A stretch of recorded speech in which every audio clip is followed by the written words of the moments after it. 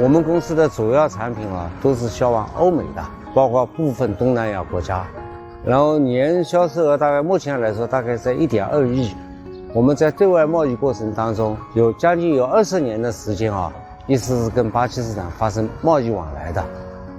然后之所以能做20年，那我认为我们公司前期跟巴基斯坦朋友做了大量的对接工作，前提是必须要寄样的。